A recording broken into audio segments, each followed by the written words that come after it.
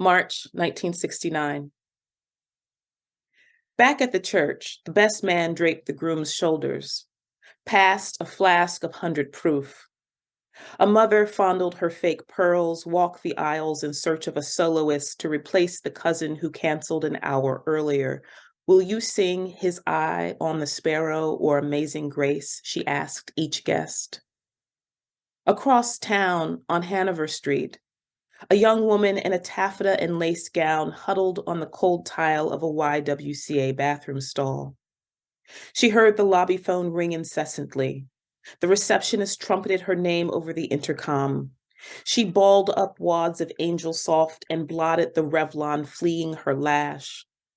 For the last 2 hours, the cost of the dress, flowers, drinks, the soloist, the hall, and her mother's second mortgage to fund the matrimonial circus paraded across an embedded reel.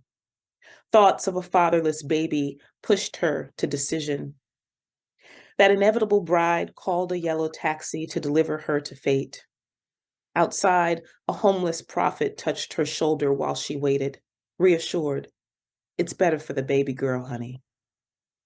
3 hours later, an understudy organist played the sorriest wedding march. The bride tripped down the aisle, busted her knee wide open, bled through her stockings and silk slip. Her groom, many swigs in, balanced by his best men, could barely stand. Her mother ran to the altar to lift her daughter, her sole investment, while an unholy congregation craned their necks and swished their church fans, advertising a local funeral home, to watch a lovely commodity reluctantly agree to her own barter.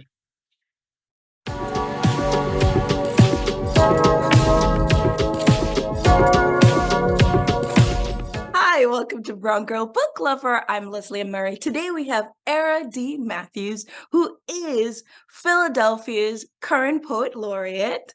Her first collection of poems is critically acclaimed Circus. It's everybody. Simulacra. Simulacra. She said it, which won the 2016 Yale Series of Young Poets Award. Her work has appeared in the New York Times, Gulf Coast, Best American Poets, Harvard Review, and elsewhere. Matthews holds a BA in economics from the University of Pennsylvania, as well as an MFA from Helen Zell Writers Program and an MPA from General Ford School of Public Policy. She's smart. Both at the University of Michigan. She's a professor and directs the poetry program at Bryn Mawr College. Welcome to Bryn Mawr. Leslie Ann, thank you so much for the invite and thank you for the opportunity to talk with you, speak with you. Yeah. Tell us about this gangster book, which I love, Bread and Circus. I love the moniker gangster. I'm gonna hold on to that like dearly and wholeheartedly. The collection came to be probably about, I think the oldest poem in that collection is probably about 10 to 12 years old, about 12 years old. And I had just entered into my graduate program and I was like, I have some things I want to write about, particularly as it relates to my upbringing. And I knew that I kind of wanted to thread the needle through my different iterations of myself, from econ to policy to selfhood. And I just didn't know how to do that effectively. And it took me some years to really think about what the through line was.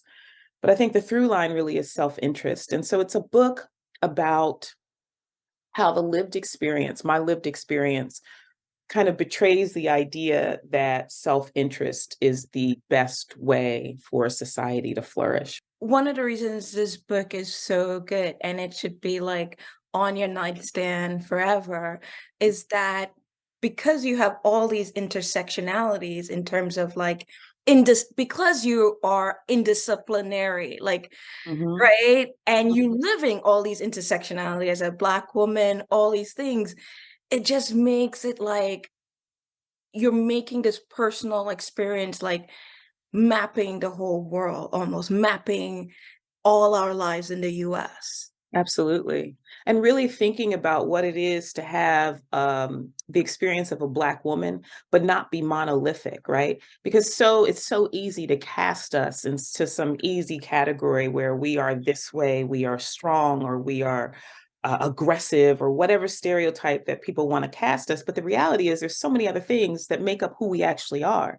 Mm. And in my work, I really try to resist any kind of monolithic depictions of what it means to be a self, what it means to be me, what it means to be you. So this collection reminds me of Nikki Finney's collection, Love Child, where Mhm. poetry meets the personal archives, and this intersection turns the personal story into plural stories, because we get to see how closely our lives intersect with history, and history with our lives. Mhm. And can Mhm. you tell me a little bit about that and in your creating of this work?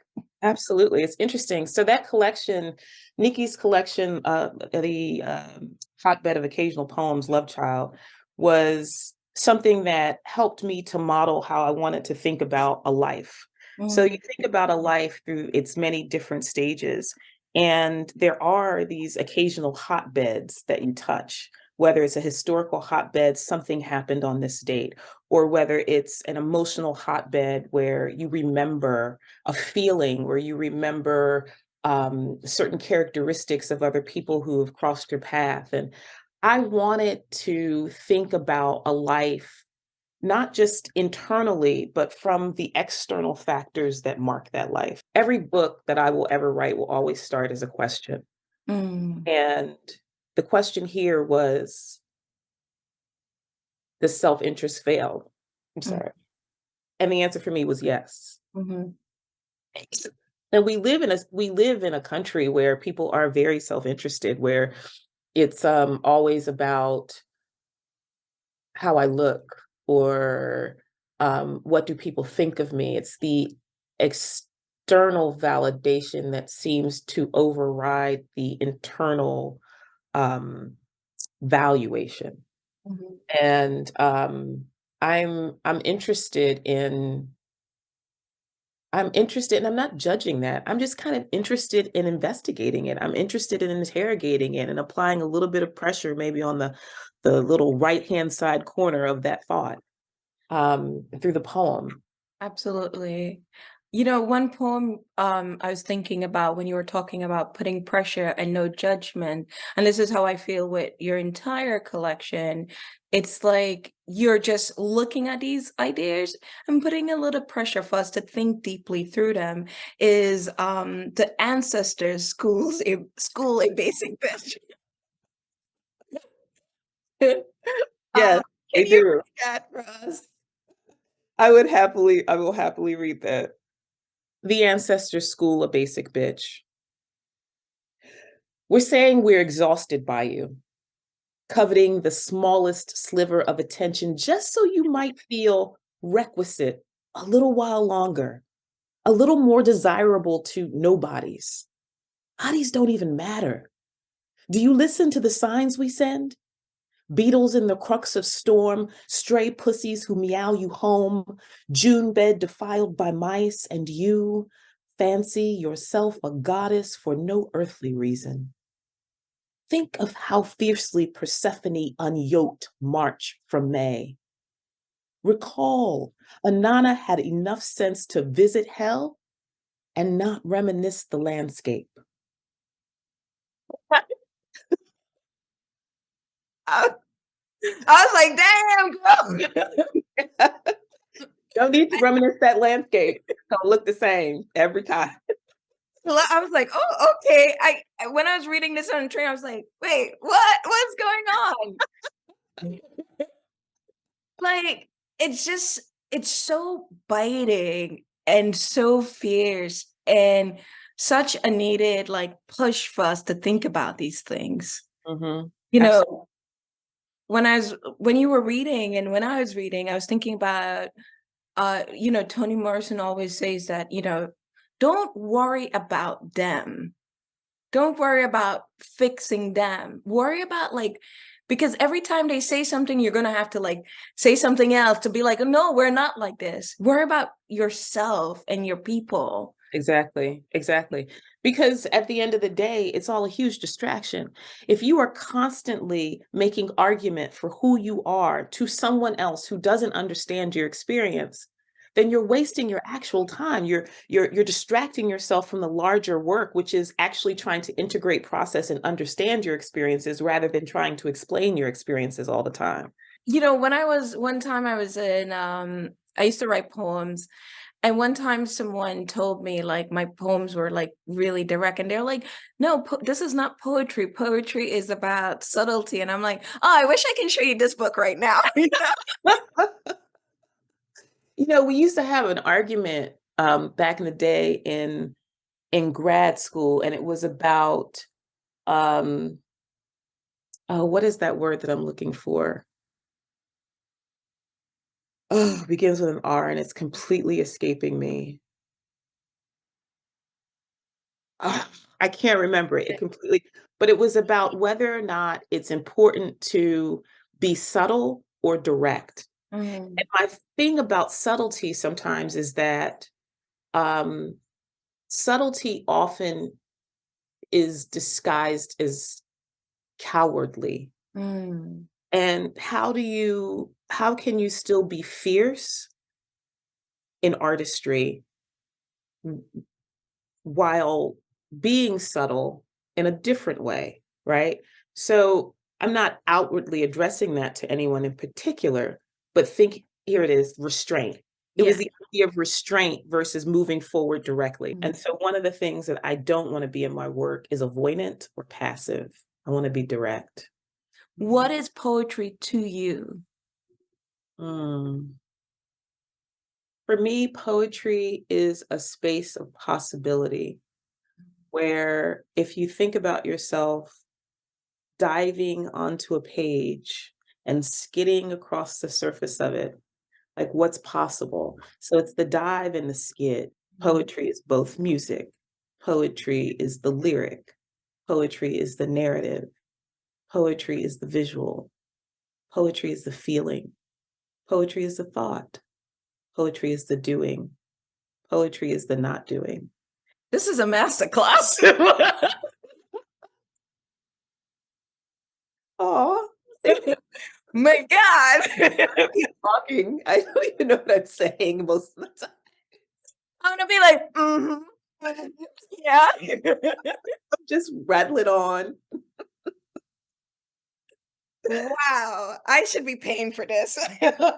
You can read like one, I know you have, it's all your babies, but you can read one poem that you want all of us to hear. Ars Poetica, 1979. Digging in dregs of trash to find the bird my father needed to get well, I tore a vanishing line across the length of my palm. My hand emerged slowly, crown of pulp pulsing. My excommunicated ex-Navy father, come here, boy. Though I was a girl, he called me boy because he wanted one. He pressed his dirtied fingernail against the head of the valley, dispensing some trauma he'd picked up in Vietnam about dead bodies not being able to feel and pain being the only true way to know aliveness. How pleasure persuades belief in a heaven that doesn't exist and that he could prove God was fiction and Satan the realest motherfucker ever made. Look around. He lifted his index, the one staunching the flow, to his lip, tasted my iron. I let out something more moan than wail, too shaken from much else when he grabbed the back of my neck, pulled me close to teach his only lesson worth remembering. Cry, boy. Look that honest wound in the eye, and you better let this mutilated world see what she did to you.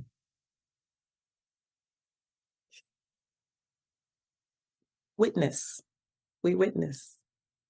It's so sharp. When I read this, I was like, whoa, I can't, I need to read something else before I go to sleep. Thank you Thank so you. Thank you much. for having me. Thank you for like sharing yourself, sharing your poetry, like being in them. I should be yes, I am thanking you. Thank you. Thank you for having me. It was a pleasure talking to you, Leslie Ann, truly. Thank you.